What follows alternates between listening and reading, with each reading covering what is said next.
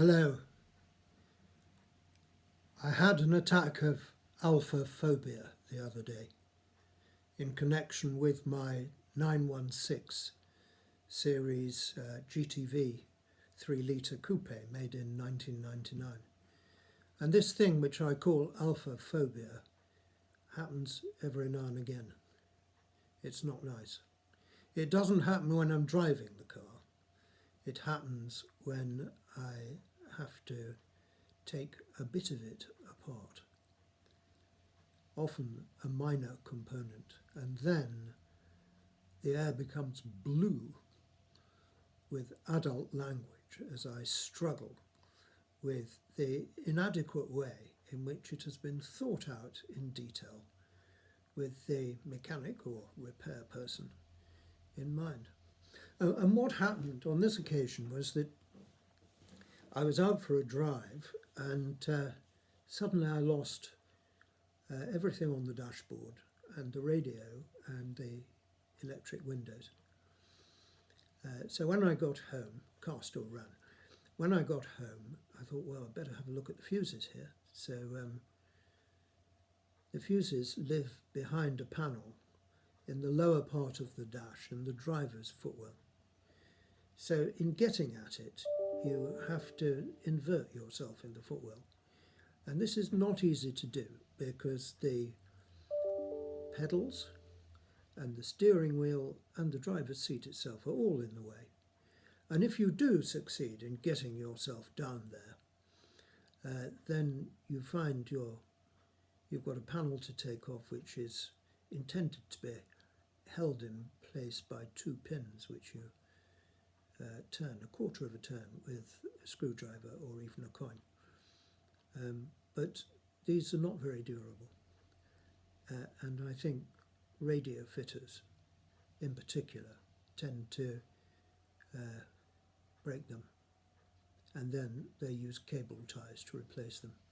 So anyway, having got that panel off, I discovered that there was an inline fuse plugged into the fuse box, and that went off in the direction of the centre console. More work by this phantom radio fitter, I thought. And the cable was not secured, and it hung down a bit, and I think just the action of using the clutch affected it. Anyway, it pulled out. So it only took a minute to put it back, and then I could tie up the wiring in such a way that it wasn't imposing its own weight on this plug-in blade fitting. And also it wasn't going to get caught by anything else, including my clutch foot. So there we are. That is the sort of thing about Alfas which can be very frustrating. You know, the engine, the 3-litre V6 engine, it's just magnificent. And it's a wonderful car for covering distance. And it looks pretty good too. But the way it's put together in detail is, I think, thoughtless. It's as though they couldn't be bothered with it. And this has long been the case with Alfa cars, hasn't it? You know, that engineers applied enormous effort to the main things, but then could hardly be bothered with some of the peripherals. Now, at present, I'm working on a 1957 Austin-Healey 106, which is a very non-standard car. It's come from America, and it's got an American engine in it. It's left-hand drive. And I'm, well, rebuilding is too strong a word. I'm doing quite a lot of work on it. I'm rewiring it. And I'm now at the stage in the rewire where I think about the position of the fuse box and so on. And I say fuse box and so on because I am not simply using the Lucas components that the car originally had, you know, with 2 or is it 3 fuses and a pathetic Bakelite thing and no relays and all the rest. I am having 6 circuits, and I'm having 4 relays for the equipment that has a heavy power draw, like, for instance, horn and headlights. And because my underbonnet layout is very non-standard on account of the non-standard engine, I'm not going to put these things where the original fuse box was, even if there were room, which there isn't. So I thought about where can I put these two items, fuse box and relay box, and I thought, well, I could put them above the battery in the boot. And then I thought, well, no, because things in the boot might damage them, and the cable runs to the dash and to the engine are just too long, really, to the front of the car.